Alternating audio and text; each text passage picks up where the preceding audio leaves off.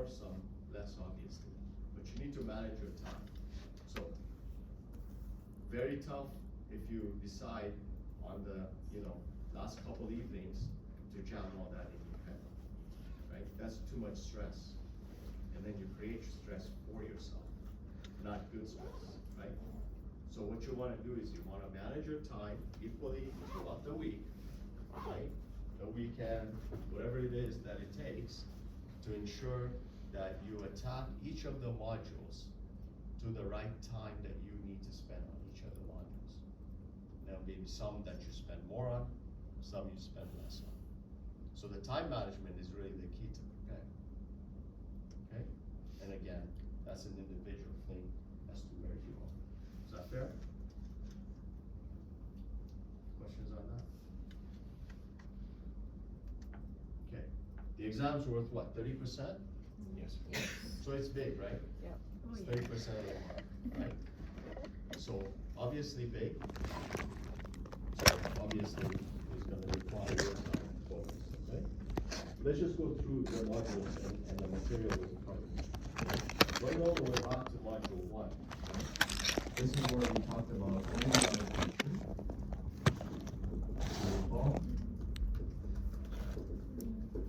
And we talked about customer profitability.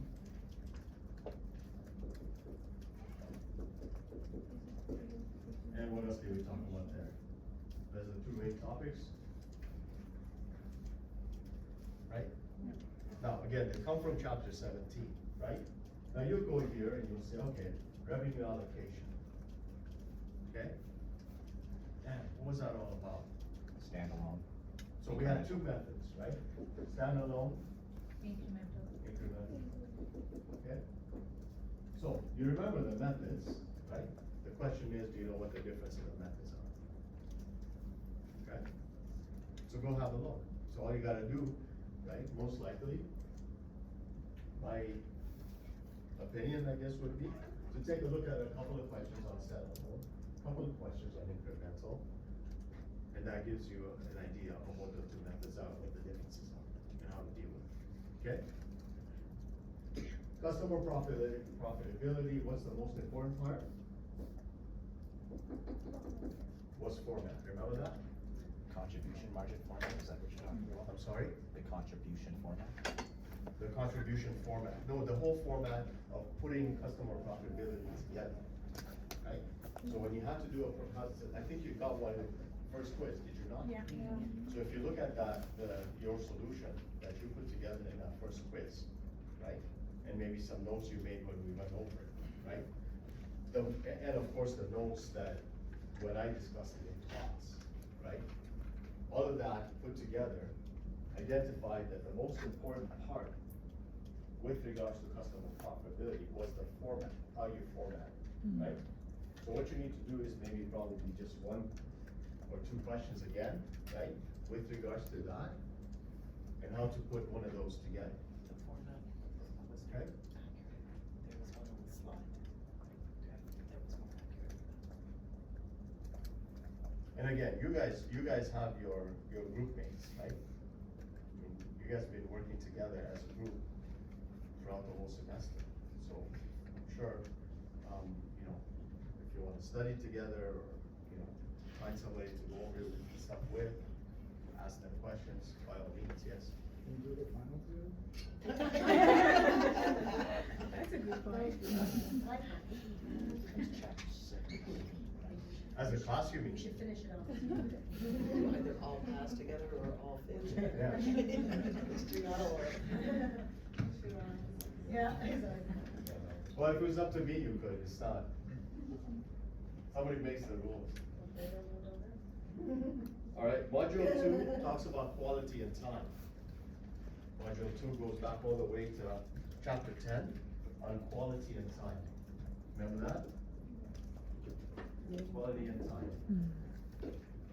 Now, if you recall back then, when we talked about quality, we talked about having to put together that cost of quality report. Remember that?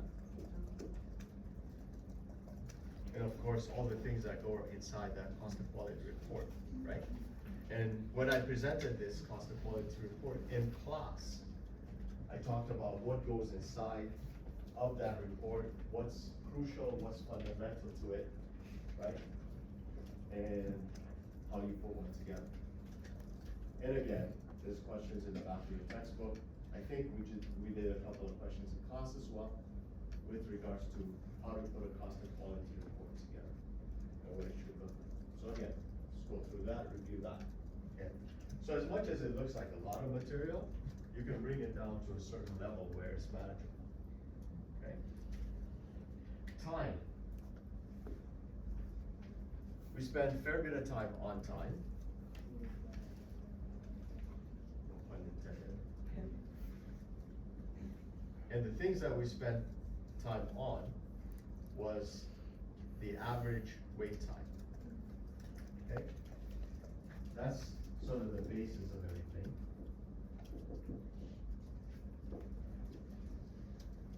And the average wait time was a calculation, if you recall. You have to use a formula to calculate the average wait time. Okay? And it allowed you to then also calculate, what do we call it? The lead time, right?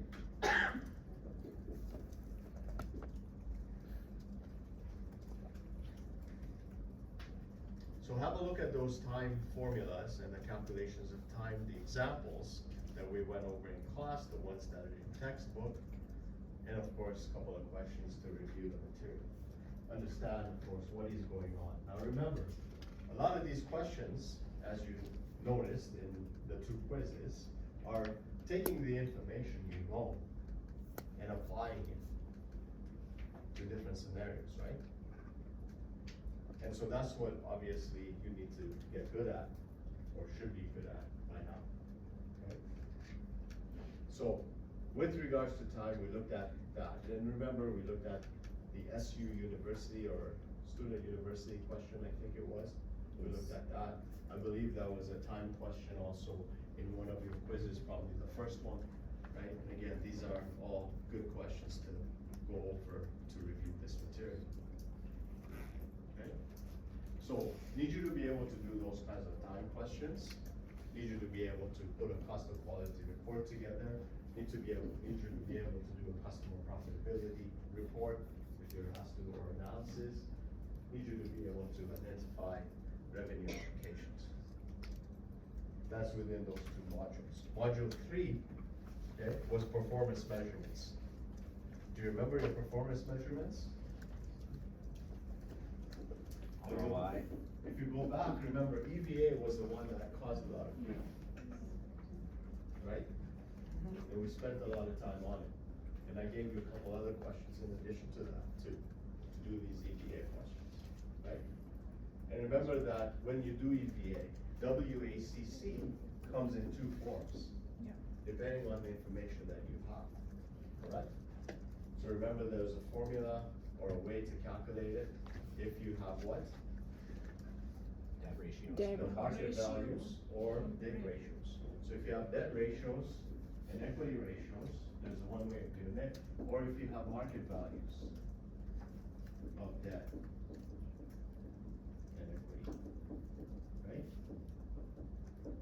So remember that you need to be able to decipher which formula to use, and then of course then how to calculate your EVA, right? And with regards to that, again, there was questions that we had gone through in class. There was also questions that we did in the quizzes.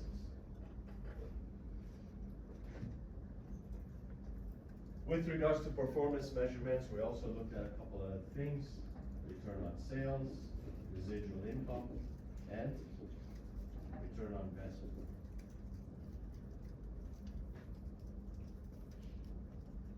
What chapter is it? 22. Chapter 23. What is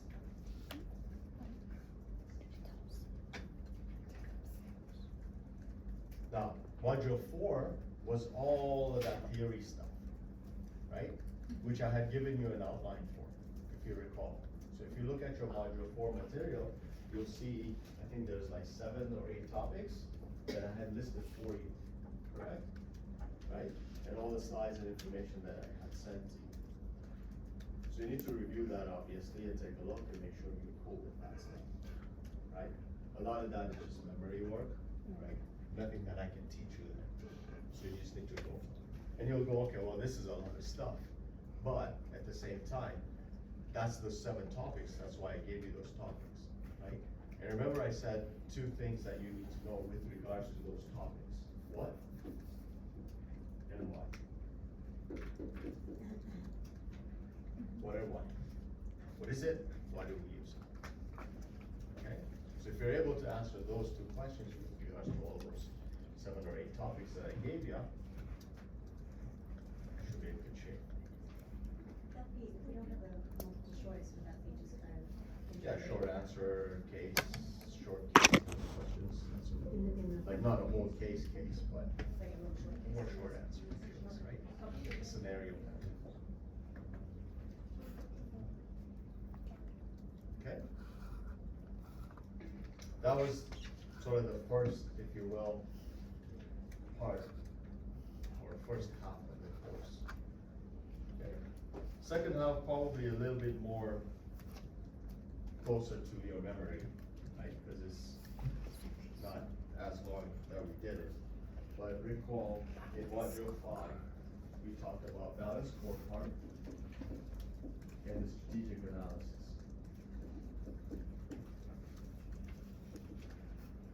Okay? With regards to the balanced scorecard, you want to know, again, how to put one together. Right? What does the balanced scorecard look like? Can I put one together? We talked about that, right? And of course, what it is, and what is the advantage of it. Okay?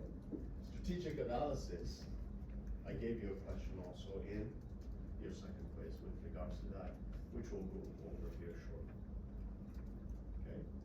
And this is where you calculated the growth, price, and productivity. We calculated the growth, price, and productivity components between year to year and able to reconcile the incomes differences. So we'll take a look at that obviously here shortly. Okay. Module 6 was the next one, which was CVP. And this one we reviewed, of course, before the quiz as well. We went over some stuff, right, with regards to that. But CVP is all that break-even stuff that you guys have learned in the past as well. So we looked at break-even stuff, marketing the safety, degree of operating leverage, all of that good stuff. I went through that with you in the example in class as well, and obviously some questions that I saw. So again, what are you gonna do when you get there? Well, hopefully most of you are good at this because you've seen it several times. Just need to review it a little bit, right? And then you're good to go. And I think, there's a question in the second quiz of that too, so we're going through that a little bit as well again. Okay. Module 7, capital budgeting. Again, we're gonna go through that. But with regards to capital budgeting, we looked at net present value and internal rate of return, payback. What else was there? Payback period. There's one more. Am I missing anything? There's a 4th one. What is the 4th one? Is there a 4th one? CVP, payback.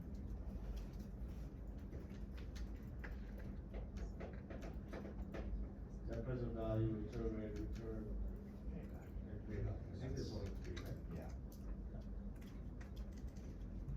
Sorry.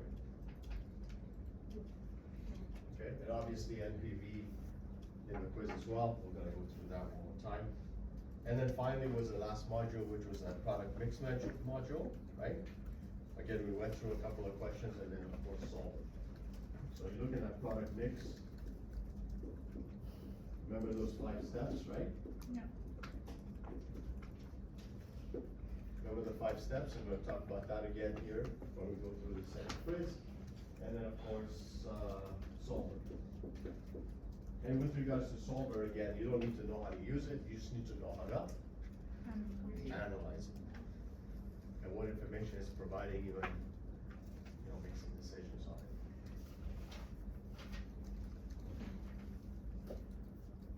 So again, as much as it looks like a lot of material, right? You can bring it down to a manageable level. Alright? And you got a week to prepare for it, be ready for it. And I'm hoping that we see any of you guys again. I mean that. Now, any questions on this stuff? So you kind of have an idea of what we've done, what's expected, what the course outline and material looks like. Now it's just a matter of reviewing it. Okay. No, I have a question. Because there's 6 questions, 6 questions total. there's 8 models. Which two are we So not what I doing? want to ask Which two are we not Yeah. doing? Sounds like an instructor that doesn't know what they're doing. Doesn't matter. The math is not working. Doesn't matter. I could add 2 more questions if you'd like. Only 2 minutes, only a minute. Okay. I just don't know.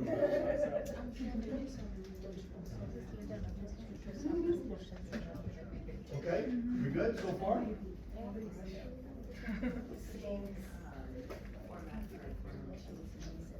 Yeah, same formats, you know what, bring in your, or have your sheets or whatever it is. We'll need our ready, present value so tables. you guys are all set to go. Sorry? We'll need our present value tables, the annuity tables. Bring those in as well. Yes, if you're using tables, yes, bring your tables in, you're gonna need them. If there's a net present value question on the exam, then obviously you'll need it. There's one, there's one. If there isn't, you won't need it. But I would bring them. Okay. So yeah, of course, if you're using the table method, then bring in the tables. Good? It's been entertaining. Okay. All right, I wanna go through these, multiple choice, I'm just gonna maybe just give them to you.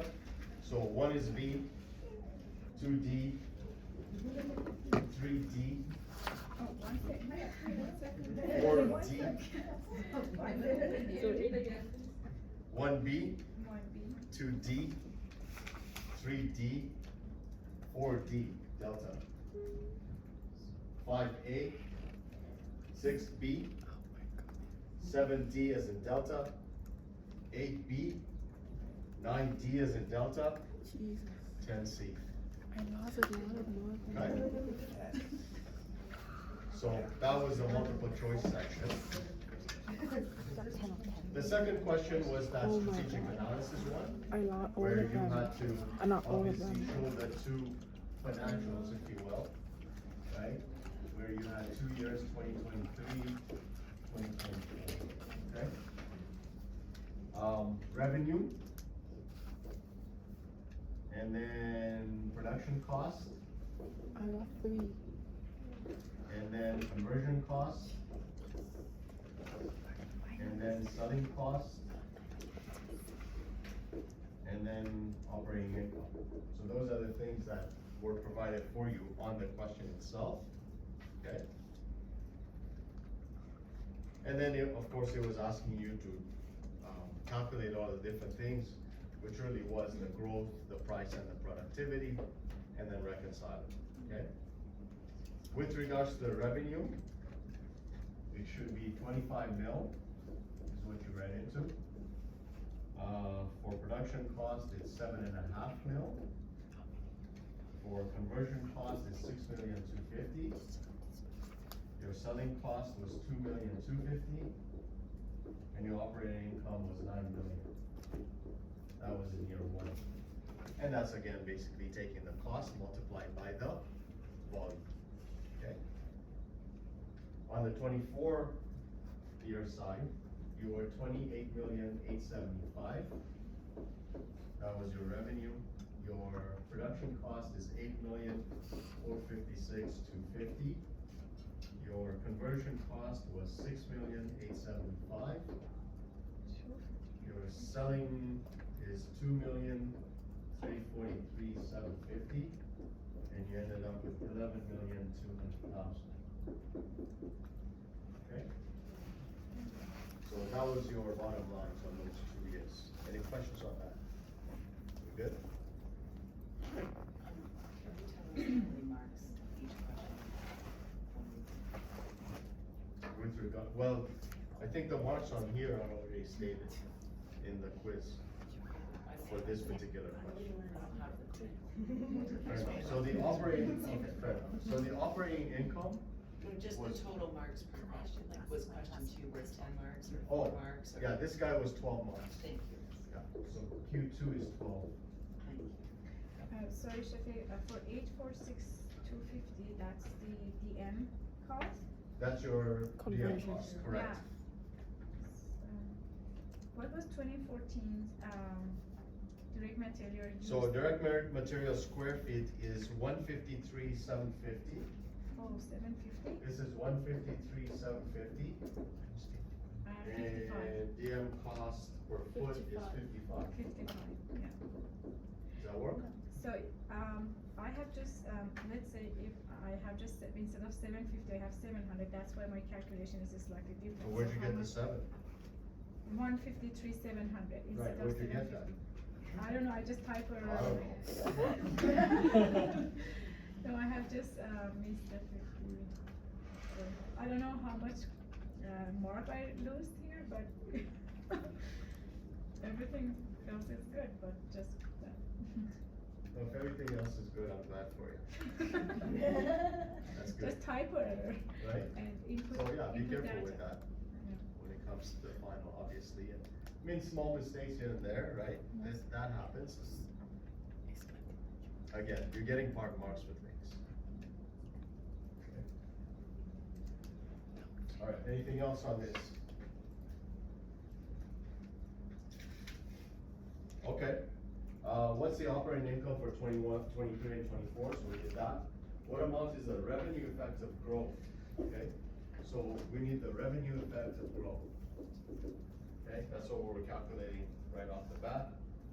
Revenue effect of growth, you were 52,500 minus 50 and times 500. So that gives you 1,250,000 favorable. Now, one of the things I did notice that, and the reason I mentioned it is not to tell you that, you know, you did it wrong or anything, but it's something you should watch out for when you're preparing yourself for the final, because you can't do it again, right? So let's learn from our mistakes. People didn't know whether it's favorable or unfavorable, right? And if you recall, I did mention that if you don't identify whether it's favorable or unfavorable, I have to assume that you don't know. Okay? So have a look at your solution, and if you didn't identify it as favorable or unfavorable, right, then you need to stop doing that.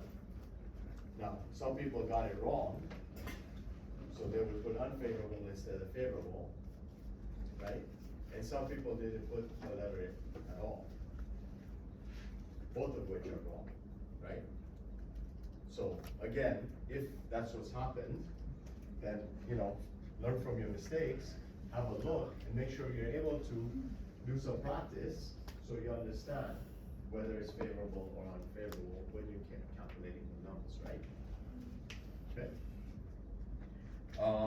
So that was the first requirement. The second was, what about is the cost-effective growth?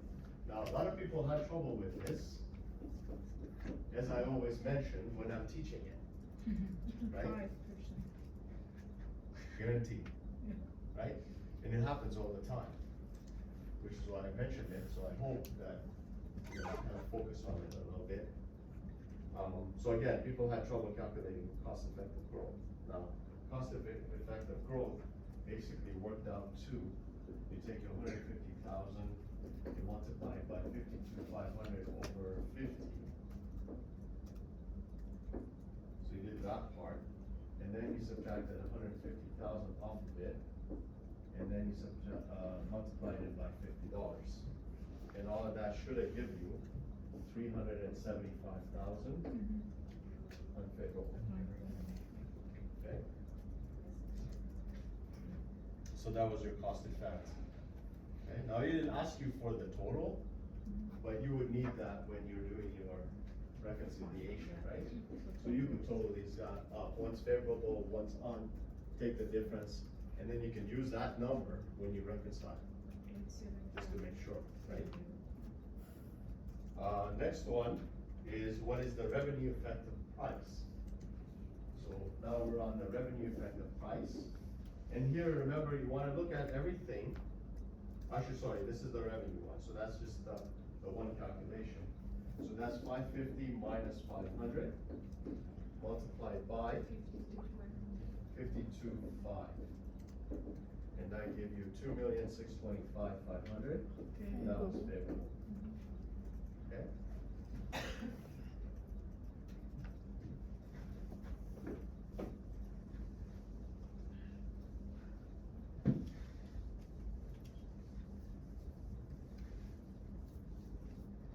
Good? And then, of course, the cost effective price. So the cost effective price, this is where you have to calculate several numbers, right? For anything that the price has changed. All right? Let me see what I did. DM So you have one that's 55, that's the end, right? Yeah. You have 55 minus 50 multiplied by 157.5. Yeah. And when you do that, it gives you what, a mil something? 7,875. So give you 7,875, and that was Unfavorable. unfavorable. Okay, so that was your DM one. And then you also had changes in prices in the other ones. Yeah, conversions plus. So conversion, there was a change in price, 100 and so that's 110 minus 100, right? 62.5. And 62.5. And so that gives you 625. And that one was favorable. unfavorable. Unfavorable, yeah. Okay. And then Sunny had a price difference too, right? Service capacity, yeah. And that one was. 1.625.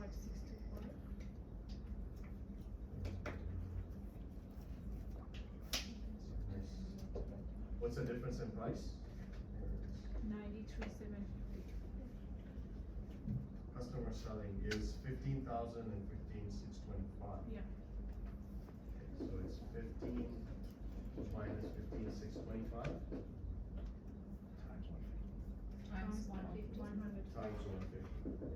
And I give you what, 93 something? 93,750. That's Unfavorable. unfavorable as well. Right, so your total cost effect, CEP, is the total of all these three numbers. 1.506. 1,506. 2,506,250. Unfavorable. That's what it was. So you minus that from the revenue effect? No? Yeah, to get the net, To get Yeah. the net, yeah. the revenue effective price down there. Yeah. Net So to price get the net, required. yes, for your reconciliation. Okay. But that was the number, Just cost. okay? So anything that the price has changed on, between year to year, you have to calculate this, okay? Questions there? Okay, then what is the amount of productivity? So you have to calculate your productivity then.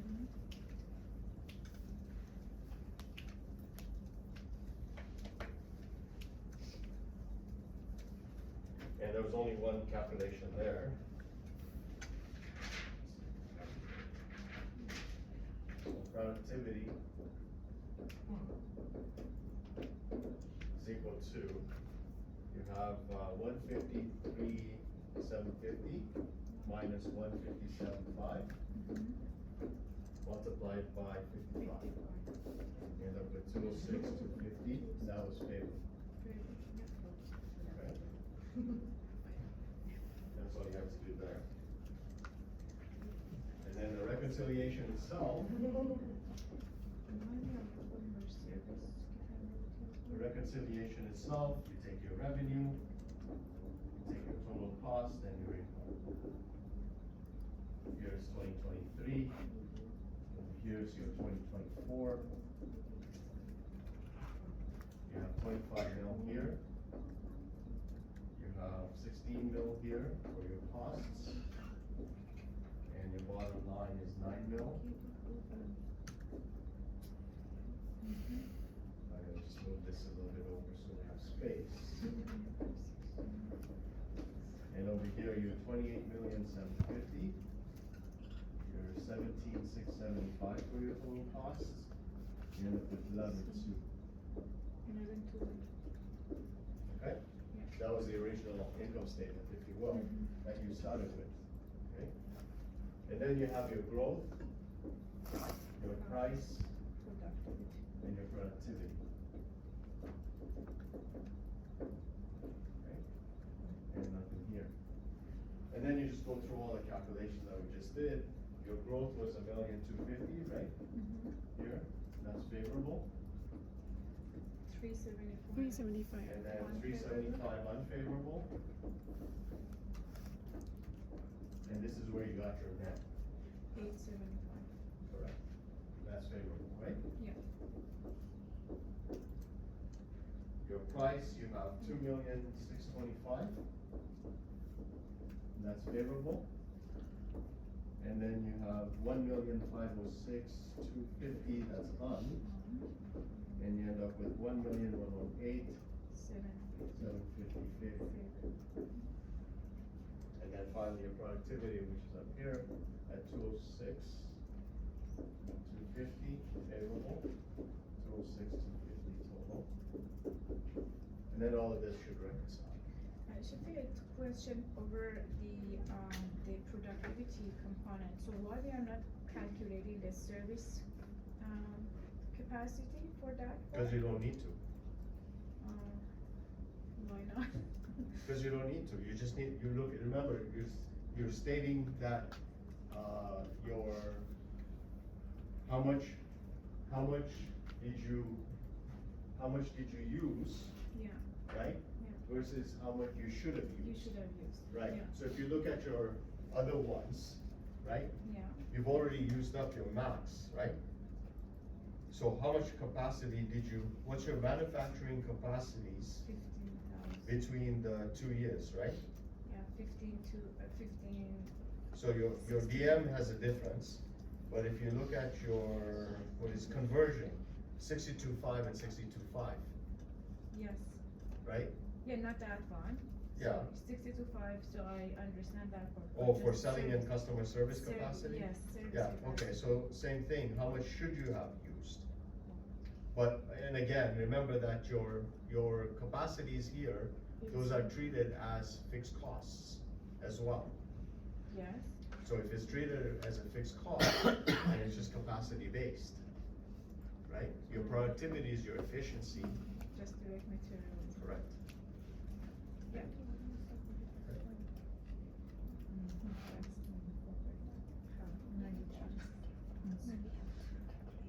Okay, anything else?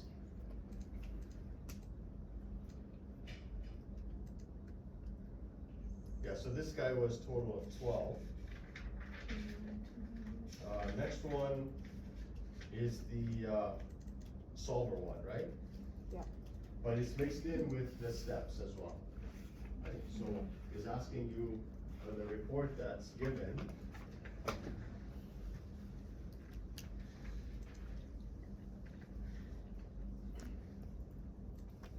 from the report that's given, it's asking you to take a look at the solver reports and see if you can put your 5 steps together, right? So when you look at your solver reports on that, that's the exam that's given. So you're given a bunch of scenarios, and here it says formulate and solve. And remember I told you, and again, this is a review as well, formulate and solve means what? All 5 steps. All Five 5 steps. steps, right?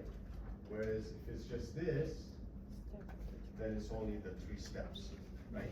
Now here's what I saw, okay? I saw some of you not doing all the steps, right? So that was one of the things. The other thing was, of course, looking at the solver reports, you weren't sure what's what. So on the constraints, you missed out the way you stated the constraints. Okay? So again, you know, for those of you who are struggling, go review these things again. There's a few things that you can do when you're going over this. One particular fundamental thing that you should do, if you're not sure, is go over that example we went through in class. Because that example's got all the information, right, identified for you. So, you know, it's broken down into those paragraphs, then go through each one paragraph to ensure you get what solver is providing, right? And again, then it's a matter of the application part, which you saw here, right? So step one, of course, is to identify the variables.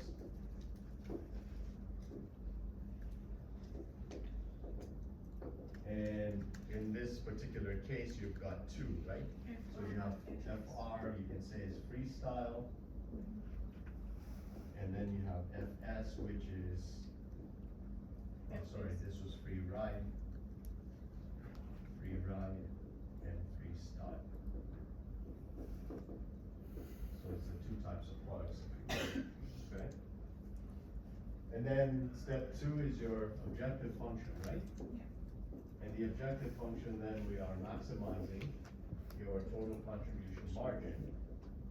And then you needed to just identify what are the contribution margin per units of each of the products. And in this case, it was 175 R plus 150 FS. Or FR, yes. Now, I did see funny numbers here. I saw different numbers there.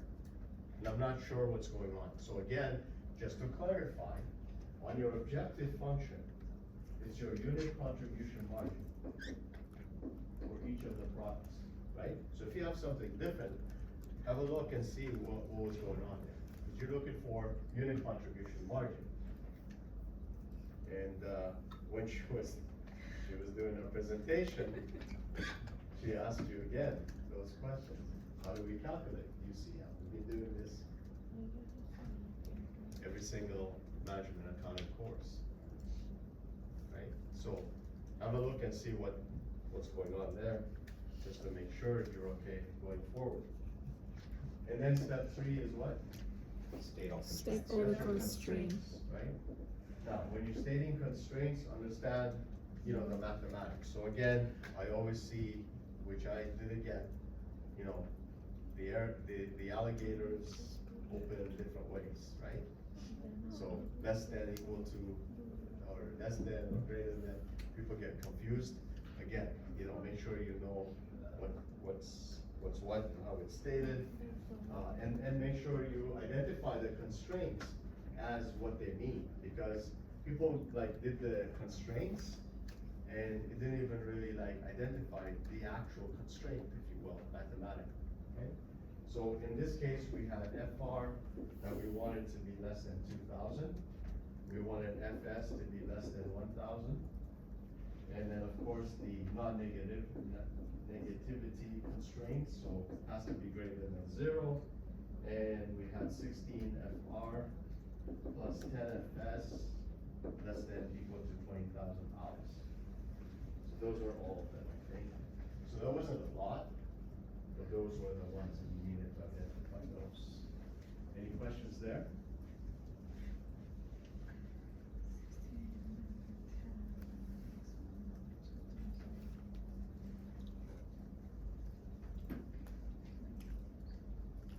Okay? And then you go to step 4. Now, I swear to God, people try to calculate step 4. You need to calculate this? No, I would. Why not? If Why do you do- not need to calculate step 4? You already had it. You in Because the gave it answer's already. already there, Yeah, right? I've given you the answer. yeah. If I give you the answer, you don't need to do the work. Is that fair? Yes. Yeah, so people, not too many, thank God, when people try to calculate this thing. You don't have to do that, okay? What you have, well, if you look at the solver, you have FR equals 625 and FS equal 1,000. 1,000. That's all you have to do. So that's your volume. It's optimization. And then your step 5, same thing, it's given to you, right? Yeah. And what is the answer? 259, 259,375. That's your maximum T. Yeah. Again, you don't have to calculate it, it's there, the solution's there. Okay? Now, if you wanna go and punch it in and prove it, that's fine, but the answer's already there. Okay? What does that say? 259,000. No, not the number, what is the? Maximum The TCM. max. So that's this guy here. Okay.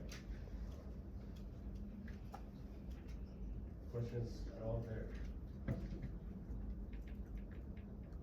Okay. So that's what it did, and then it started to, you know, go to a level where, okay, now I wanna understand whether you understand salt, right? So it says here, a competitor has informed you that due to the economic downturn, they have availability or available capacity hours in the factory that they wish to rent out by the hour. So there's, rental of hours, okay?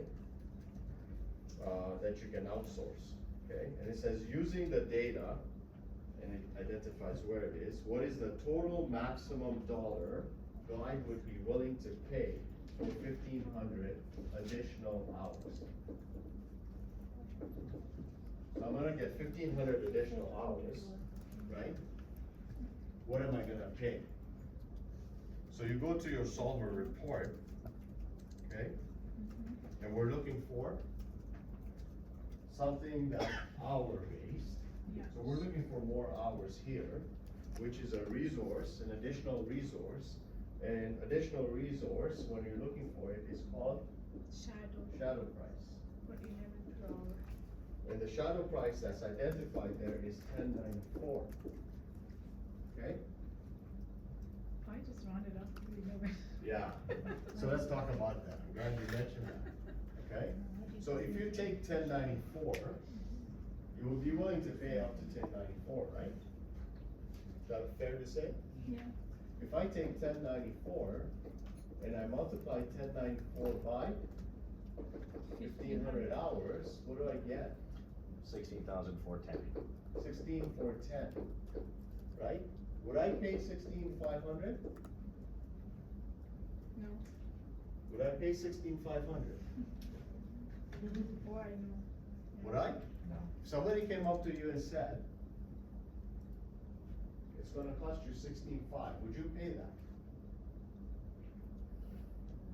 The answer is no, you wouldn't, right? But I let you guys off the hook. Because at the end of the day, that's wrong. 16,500 is incorrect. If you went 11 times 1,500, you got 16,500, I believe, right? Yeah, 16.5. Where you're telling me, okay, I'm willing to pay 16,500, that's what you're telling me. That's not true. You wouldn't pay. Okay.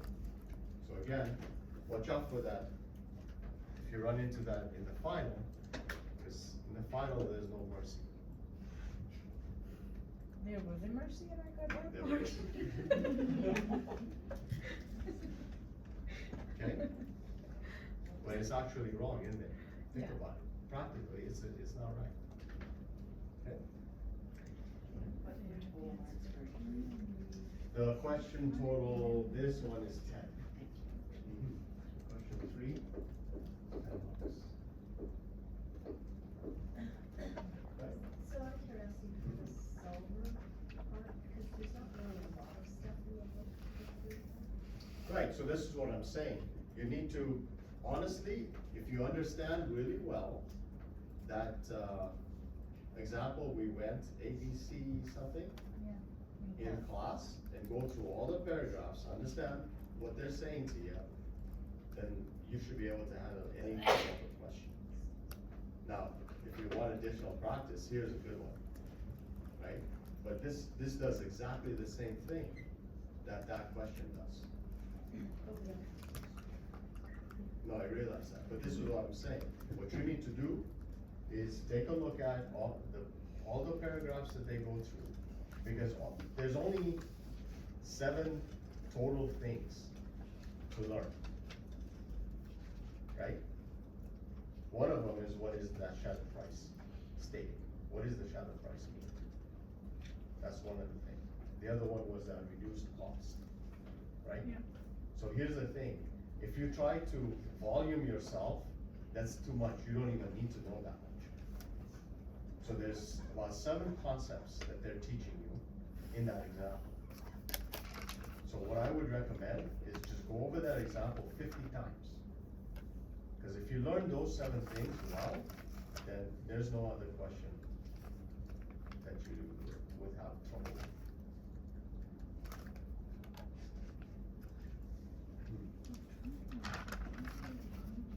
And I guess that's sort of my point with the review that I'm doing with you guys too. Focus on quality, right? Like, you may realize there's a lot of information here. But at the same time, like I said, if you look at the outline, it's valuable. And then focus on quality. Make sure you know those concepts well, rather than trying to learn too much. So Rishike, so I kind of remember the shadow price for my question set was 11. I shouldn't have kind of rounded up. Do you have the question with you? Do I have the question? Yeah. Yeah, right here. Like the quiz question The quiz itself. questions, yeah. Can Yeah, you- well, I just read it. I just read the question. Oh, no, I just, So in it's that basically table. stating how much you would pay for an Yeah. additional $1,500. Yeah, but in the table provided for the solver, the next page, can you see how much was the shadow price? It's 1094. 1094? Yeah, that's what, I'm looking at the solver report. Oh, the solver. The shadow price is 1094. You rounded it off to 11. Yeah, that's interesting that I've done that, so I think that's sorry? 11 for me. Yeah, that's interesting that I rounded up on my own, so. Well, here, look. Where's our shadow price? Yeah.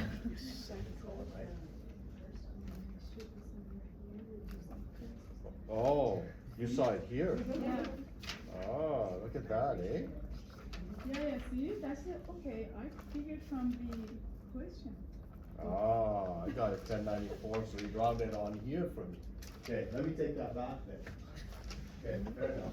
So what she's saying, so it looks like when I ran the solver report, I actually had 1094 on it, and Excel rounded it off to 11. Yeah. So it changed this to 11, and then that's what I had printed on the exam.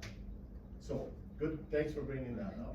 Either way, I didn't take any marks off. So having said that then, here's the thing to watch out for then. If it is 1094, don't round it off, right?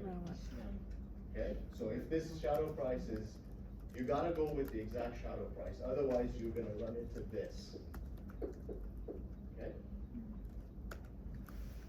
Yeah, that's what I'm thinking, I shouldn't have That's rounded right. up, so Yep. what was the reason? No, you're right, so what it did was it took in, Excel rounded it off to 11, and I punched in 1094. Thank you. No, but like I said, I didn't take any marks off to it. But it's good, watch out for that. Cause you'll see decimal places, so if I had paid attention to that, that's my fault. If I had paid attention to the fact that Excel rounded it off, and double click that, make sure it's decimal. Okay, next one.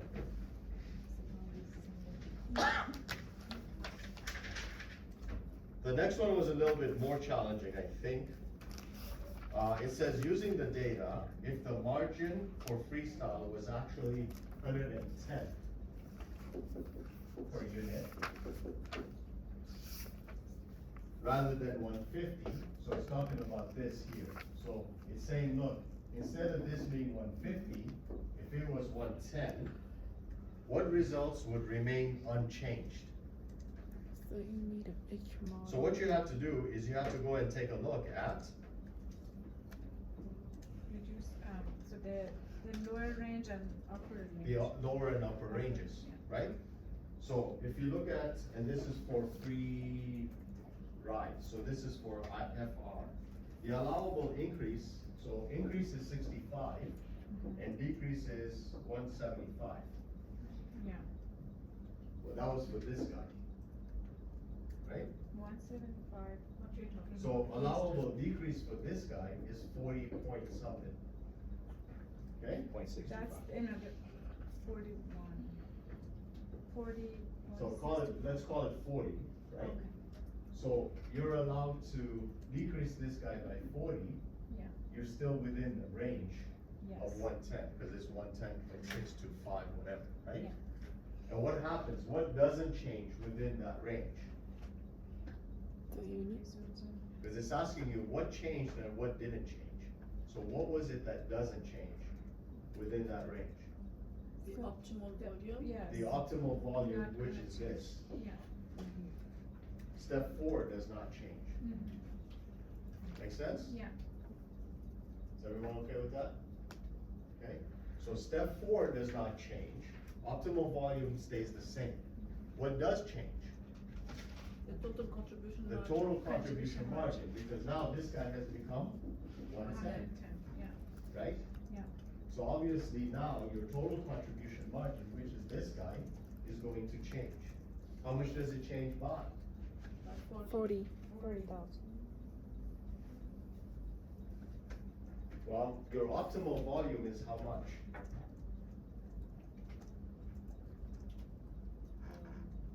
To Optimum one. So your optimal volume Step 4. for FS, right? 220,000. X is 625, Y is 1,000. Is 1,000. Your optimal volume is 1,000, yeah. correct? Yeah. So 1,000 times 40, right? Mhm. Because your contribution margin per unit is Yeah. dropping by 40. 40. So that's a $40,000 change Mhm. in your total contribution margin. So your 259, right? Your 259 minus 40 becomes what, 215, 219? 219. Becomes 219 and change, Mhm. right? And again, all of that stuff is explained to you on that example.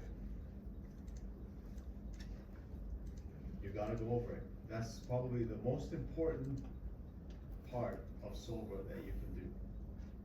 Because it goes through every paragraph explaining every single number on the SOBR. Okay.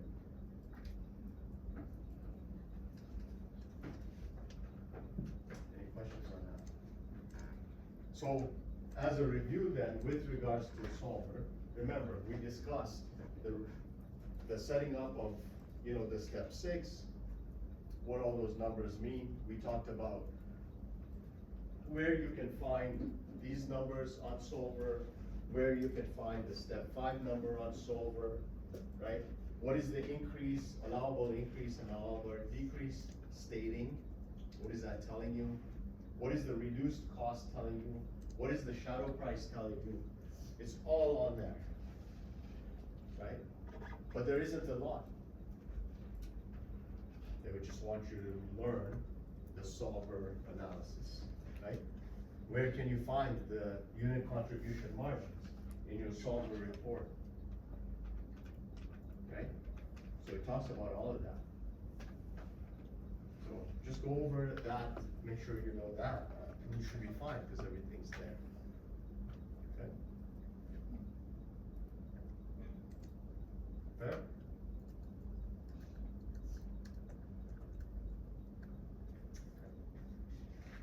Number four.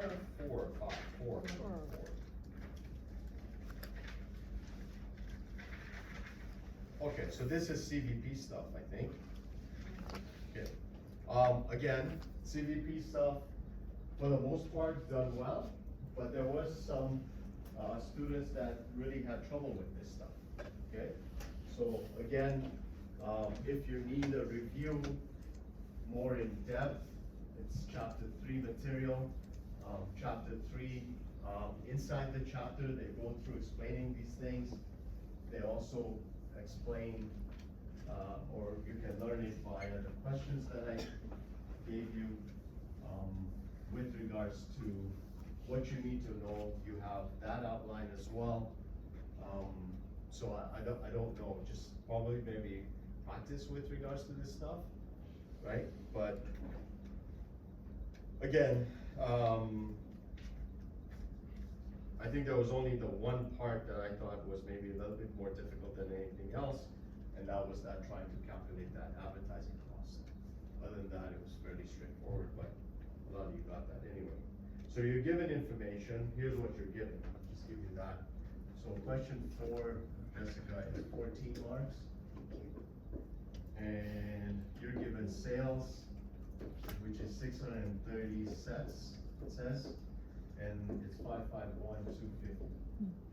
Then you're given variable cost, which is 393 on here, 393,750, and you're given fixed costs of 259, 500, and you are 102 loss, operating loss. So that's what you're given, okay? And question 1 is what's break even? Looking for break even in units and in dollars.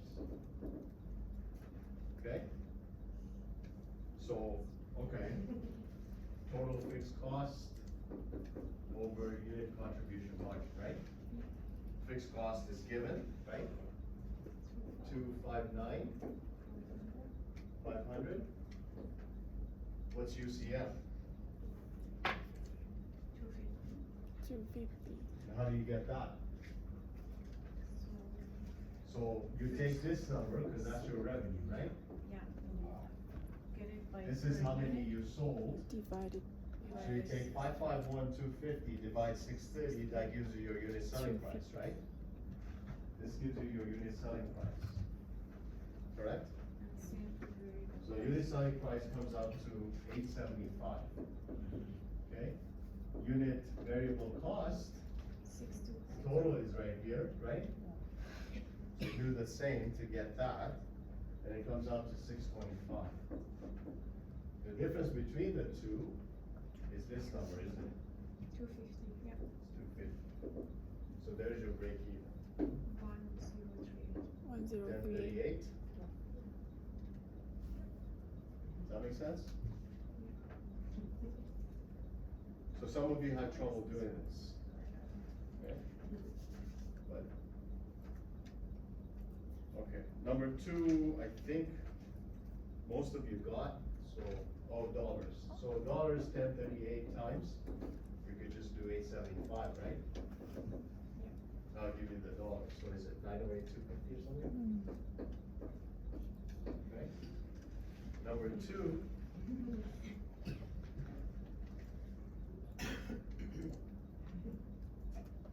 We're looking for contribution margin ratio, right? So the CMR is UCM over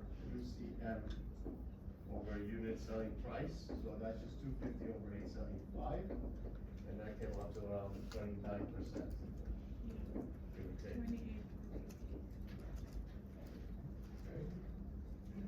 Number 3, compute the number of sets that must be sold to earn an operating income of 10 grand. So I wanna make 10 grand, how many do I need to sell? So this is your target operating income thingy. Yeah. So Q is equal to total fixed cost, plus target operating income divided by UCM. Like that? So 259,500 plus 10 over 250. And that comes out to 1078, I think. That makes sense? And I think everyone, or most of you were okay there. Where the trouble came was number 4. So the head of marketing believes that substantially increasing advertising will return the company to a profitable position. And she has recommended spending additional advertising dollars. The president has set targets for next year of 2,000 sets of sales and a net profit after tax. So 2,000 sets, net 75,000. The tax rate for the company is 40%. Assuming sales prices, unit variable costs, the original fixed costs all remain the same. So all of that stays same.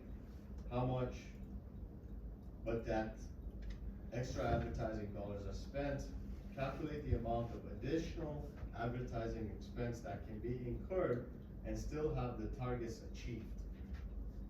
Okay? So, different ways of doing it. Here's how I did it. Okay, so we're gonna let Y equals to advertising cost.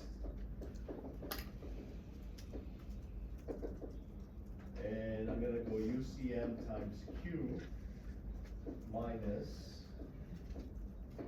fixed cost plus Y, all equal to net income over 1 minus 0.4. Is how you do it. What you're basically doing is you're taking the contribution, the total contribution margin here, and then the additional advertising cost to that fixed cost. Okay? You're taking the difference and letting that equal to your net income here. The net income is 1 minus T because it's net after tax. Okay? And different people did it different ways as well. There was other ways of doing it, but mathematically it all came up with the same. So contribution margin is 250, quantity is 2, because you gotta get to this target.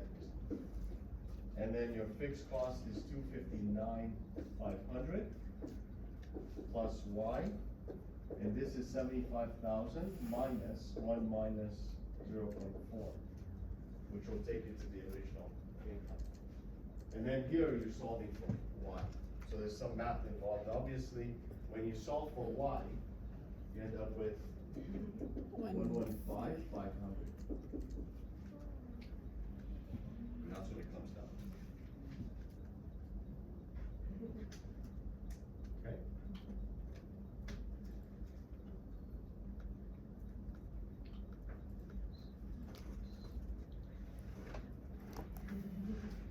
Any questions there?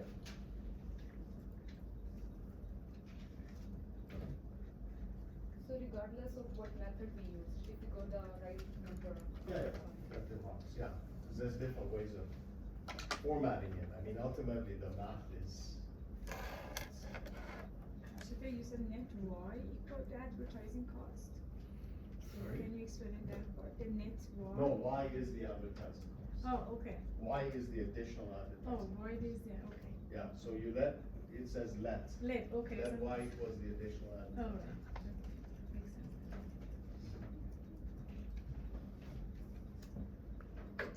Okay, any questions there?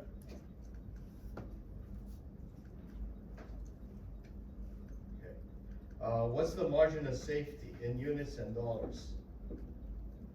If the targets are achieved, okay? So, you could, again, here, there was a bit of an interpretation which I allowed for both. But, because now you have to calculate, if you're looking at the new 2,000, then you would have to calculate the new break even, right? Which some of you did, and that's fine, I allowed it, right? If you went to the original, I was okay with that, but ultimately what you have is you have 2,000 cents currently, right? As forecast, that's your budget. Your break even is 1038, right? And so your 962 cents, and multiply that by 875, which is your selling price, and so you're 841,750. So it didn't have to be too complicated. Okay? And I was good with that. So that's your margin of safety. And then the last one was degree of operating leverage. It says calculate the degree of operating leverage if the targets are achieved. Okay, so you have DOL, that's equal to contribution margin over operating income. Okay? If the targets are achieved, that would be 2,000 times 250, which is your contribution margin, right? Per unit. So your total contribution margin is gonna be that. That's $500,000, okay? Your total fixed cost is how much? 259,500, right? That's the fixed cost amount? Yeah, it is. 259,500. So that's your total fixed cost without that additional advertising, right? So if you had the additional advertising, then you've got 115,500 on top of it, right? And so you end up with an operating income of 125. Okay? Now you take the 125, so you've got total contribution margin, which is $500,000, and your operating income, which is here, 125, and all of this comes out to 4. So your degree of operating leverage is 4.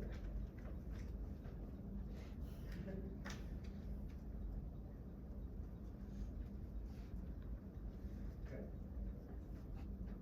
So you notice here in this particular question, right, what's tested is, yeah, you can calculate this, that, right? Some of it is, yeah, okay, calculate this, but some of it is putting it into a practical form, right, the application. Okay.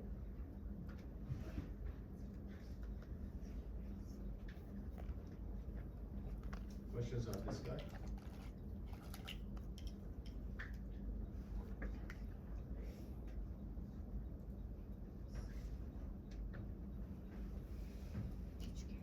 Okay, last but not least is the NPV one, right?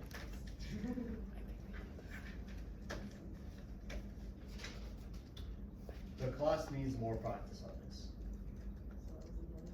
in general. So I would say, and again, I don't speak to every single one, obviously, but you guys should take a look at this one more time, okay? So, it's not difficult, but you need to figure out which method you're gonna use and whether that method's working for you. Okay, so if you take a look at going with it on Excel, that's fine. And it's working for you, that's great. But if it's not working for you, you might wanna consider going to the tables. Because if you're getting wrong numbers in the way you're doing it on Excel, or calculator, whatever it may be, then you may wanna consider a different method, or vice versa. Okay, whatever it is, you're gonna have to practice a little bit to find out what is the best method for you, alright? Here's what you have. You have head office received a project proposal today from drilling supervisor to replace one mobile drilling rig that it had acquired 8 years ago for $22.5 million. That $22.5 million has a book value of 6, both of which are sunk cost and irrelevant.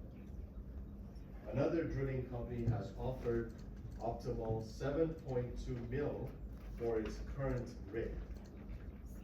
Okay? So the 7.2 mil, we'll start off with that first number, represents what and at what time frame? So today, at time 0,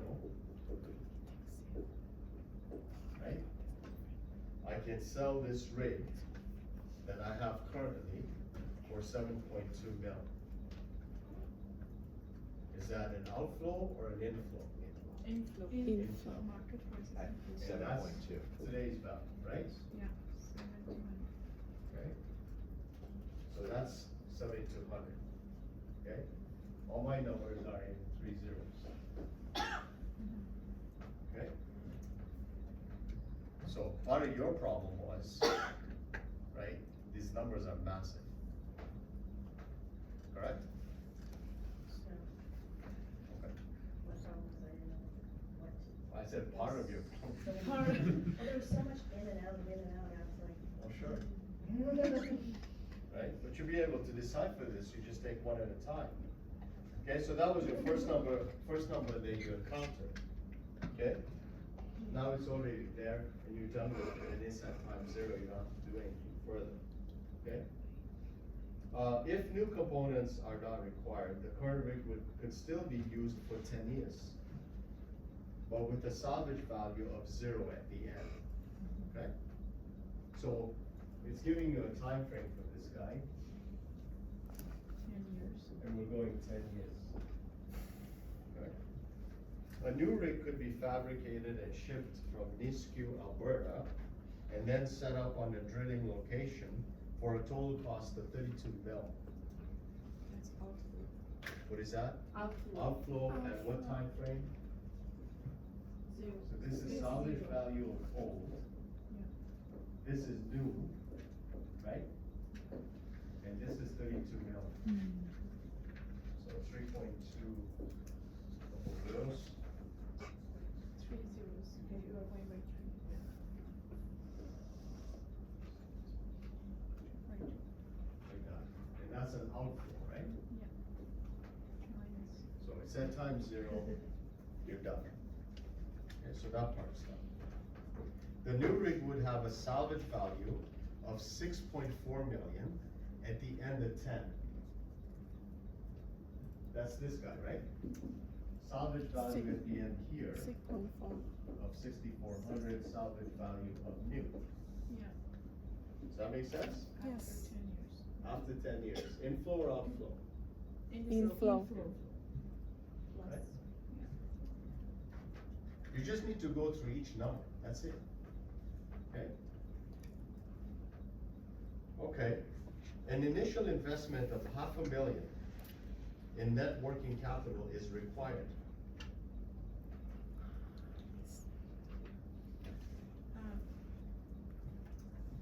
So we have a working capital where? Outflow. Where though? 0 time, right? 0 time. 0. Okay, so we have working capital of 500 outflow. Yeah. Now, what did I tell you about working capital? The recovery. Recovery. Recover is It's not- always is recovered not- unless it tells you it's not, Yes. correct? So now what do? The recovery after Is 10 that We years. recover it after 10 years. So this is your working capital recovery. Outflow or inflow? Inflow. So that's Inflow. positive, that's negative. There?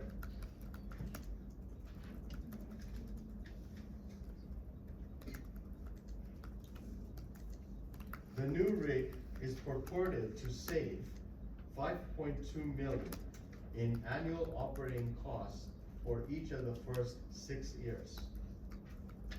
Okay? First 6 years, you're saving 5.2 mil, right? So 1, 2, 3, 4, 5, and 6, right?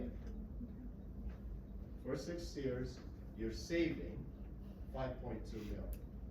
Inflow or outflow? Inflow. Inflow. 5.2 mil, okay? Do I need to 1 minus T this thing or no? Do I need to 1 minus T Yes. this? Yes, yes. Is it an operating Because or it's a Yes. capital? Operating. It's an operating item, so I need to 1 minus, what's the tax rate? 40%. 140. 40%? Yeah.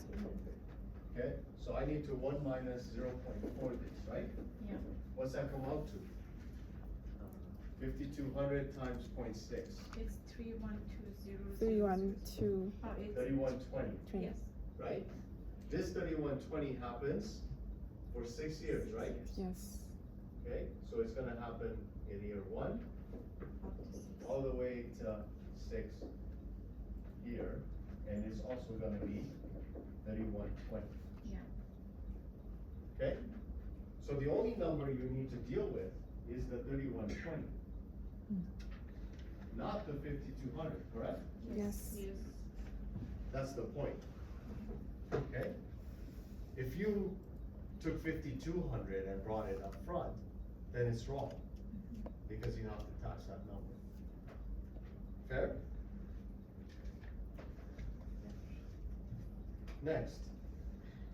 And then save 3,800,000 in annual operating costs for each of the following 4 4 years. years.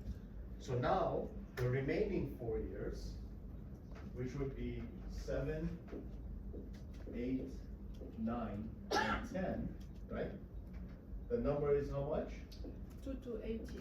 It's 3,800 Times Yeah, tax. times Tax. 0.6, right? Yeah. And how much is it?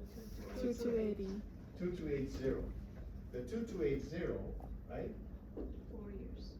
is 2280 all the way to 10. The only number then you have to worry about is that 2280.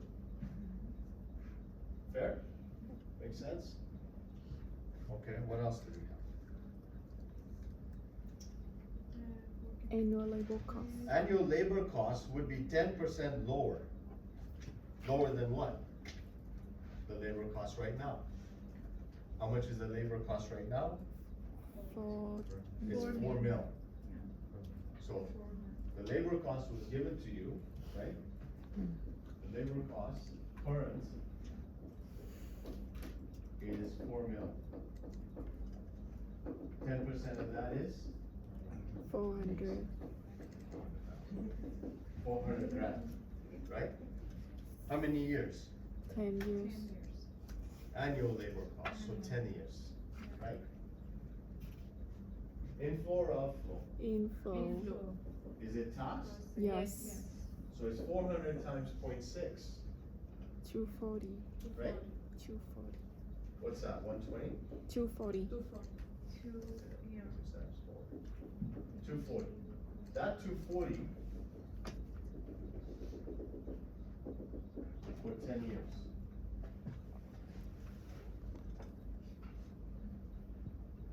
Correct? Does that make sense? Okay. Then, you've got a tax rate of 40%. You got R equals to 12, and you got CCA equal to? Good. CCA is 30. Okay. All right, so now we look at this right now. I got the 32, that's current, the 72 is current, and the 500 is current. Yeah. So don't have to worry about those numbers. Okay, let's start with this 500 working capital. This working capital is all the way down here in 10 years, correct? Yeah. Yeah. I gotta value that working capital here to today's value, right? Yes. What's it come out to? 5.650 multiplied by 161. 161. That 500 in year 10 today is worth 161. Okay? How do you do that? That you gotta figure out, right? Am I using the calculator? Am I using Excel? Or am I using the tables? Okay? Now, if you're using the tables, okay, your multiplier is 0.322.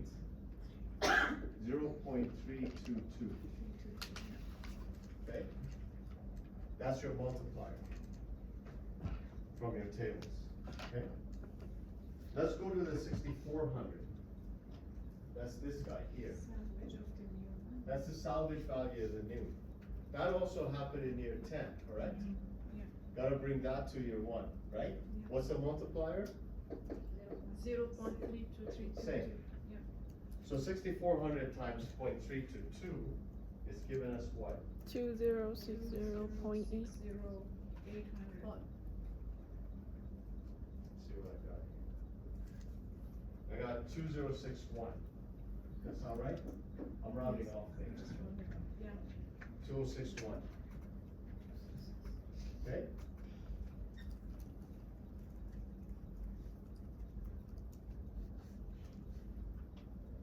So, I've dealt with the working capital recovery here. I've dealt with the salvage value of new here. I've already brought those here, okay? Now, let's bring this guy in. This 3120, correct? Yes. Happens from year, what, 1 to 6? 1 to 6. Yeah, 4.11. That's year 1 to 6, that 3120, correct? Yes. Right? What's that worth today? Times 2. So you need a multiplier there, right? Yes. Let me see what it is. 4.111. 3120 multiplier 4.111. is 4.111. Yeah. Is that right? Yes. 12, 8, 2, 6, 3, 2. So you take your 3120, you multiply it by 4.111, okay, and I got 12,826. 12,826. Okay? That's this guy here.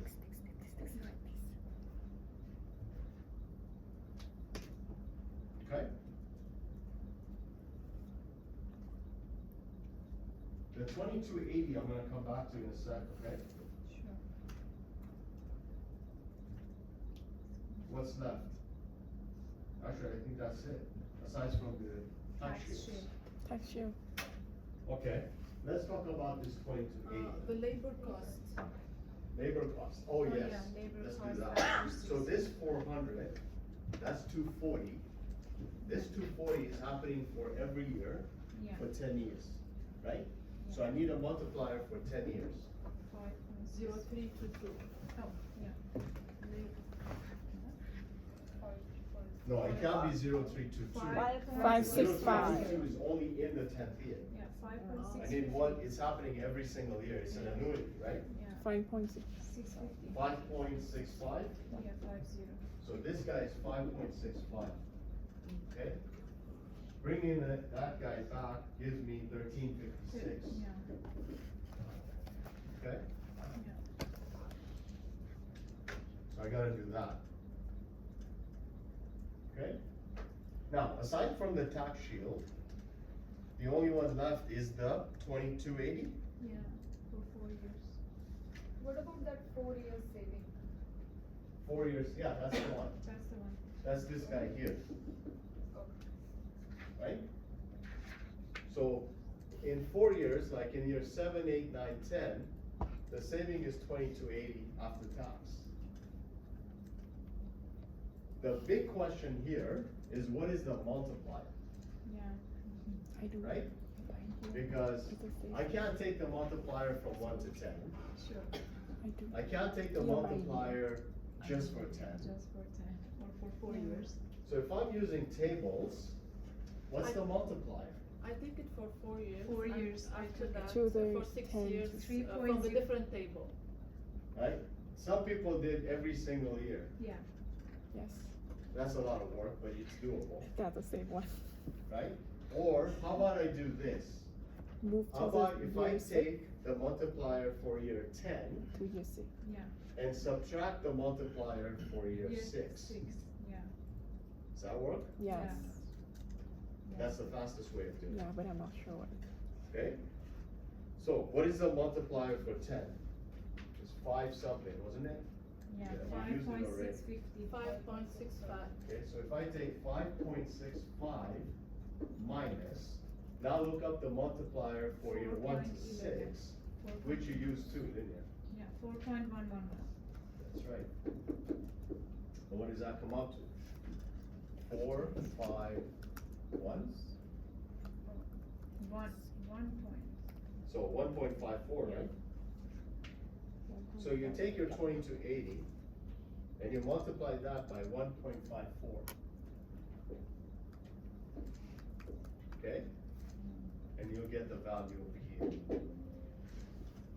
And you should get 3509. 3509.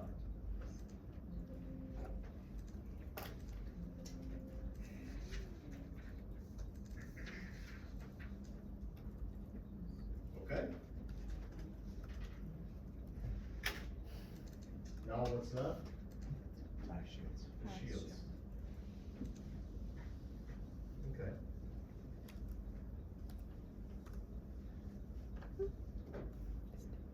The increase in tax shield, pretty straightforward. You take your cost, I'll write it down, but times your tax rate, then your CCA over your CCA plus R. And then you've got 2 plus R, and 2 times 1 plus R. Okay? That's your increase in tax. Okay? Your cost is 32 mil minus 7,200. That's your net. Okay? So that's 24.8. Okay? Now do the whole thing. You multiply that by your tax rate, which is 0.4. And then you've got 30 over 42 and 2.12 over 2.24.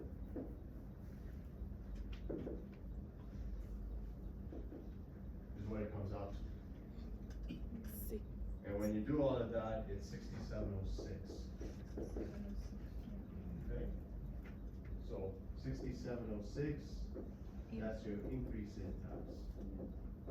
Then you have a decrease in tax, right? Yes. The decrease in tax, remember, if you use this, as I said, and you calculate it for year 10. Okay? The decrease is on 6,400. Or 6.4 mil at 40%. And then 30 over 42. That's your decrease. And that gives you 1828. And remember, that's an outflow. So that's your outflow out here in year 10. And you gotta do your multiplier, which is what, 0.322? Yes. To bring it all the way here, and over 588. here, 589. it's 589.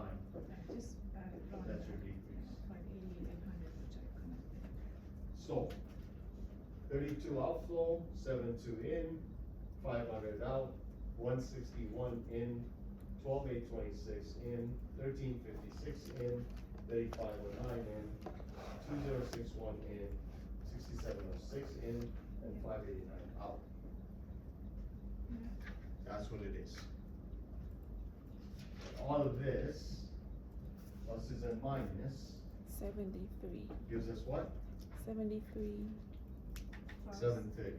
730. And it's a positive. The answer is yes. Yes. Is what it comes out to.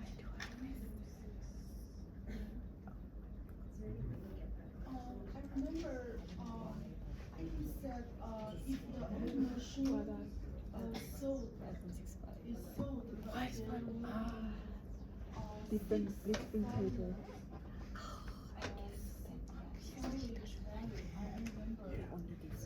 I have mine already. It's book value. Yeah. Different table. It's book value. Book value has nothing Just to a- do with cash flow. Yeah, Yeah. Just a- carries a book value of 6 mil. That's just what's in your financial statements. So when you're doing this, it's all about practical outflows and inflows. if there is salvage value for the old machine, so we need to minus it. The salvage value of new is here, But if, the salvage value of old is right there. This is what you would sell the old machine for, or rate. This is what you would sell the new rate for in 10 years. This one gets sold today, that one gets sold 10 years from today. And that's the actual price, those are not book values, those are market values, right? That's what you're actually selling.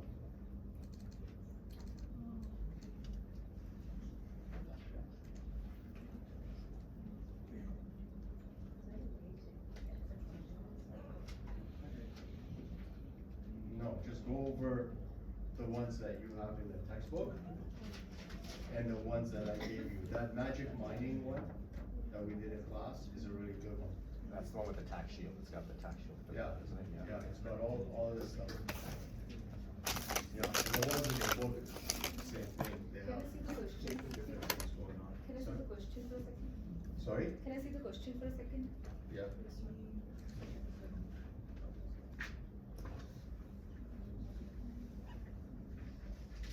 Okay, anything else?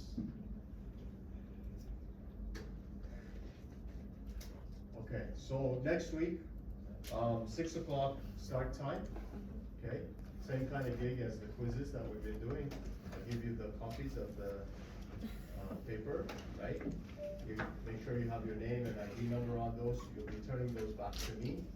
Solutions, you'll be emailing them to me, right? And then I'll be marking those out. Your marks, so Wednesday, Thursday, Friday, Saturday, Sunday. By Monday, you'll have your marks posted. Your final mark and then will be posted on, so you'll have them by then, so you know, all that stuff. Alright? Any final questions at all? You guys good? When will you just for our presentation? Yeah, that'll get posted over the weekend, so it's not soon. Last comment, thank you very much for your participation. expecting Been a pleasure to obviously B plus have you guys in the class, know you. and minor error. I'll see you guys around hopefully, Oh, yeah. hopefully not in this class. So thank For the you second again. one? Why? If you Like have no any big questions error? in the meantime, How many right you got for the multiple choice? Oh, I got it 7 right, 3 wrong. Oh, so how come they got me? I got 7 wrong for the multiple choice.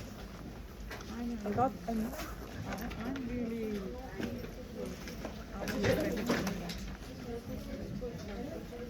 but you got like just a minor error. I had a minor with all of them. I just had one typo error with question number 2. Question number 3, one part was not correct. After DOI calculation, this one was correct, the other one was correct. So how come? Did you double check it? I already asked him once because I already had the same thing with my midterm 1. Yeah. Midterm 1 was perfect, just one error. And I got C. That's weird. Maybe Miss. Maybe he doesn't like. No. So I thought he's kind of doing it everywhere. You know why you said that? How did you get this? I don't get this. Do you know how to get it? And I think on the cousin they asked unit and dollar, right? Or no? Yeah, you can double check the answer. I don't remember, but I remember the answer dollar. Yeah. But I think the answer was the first thing.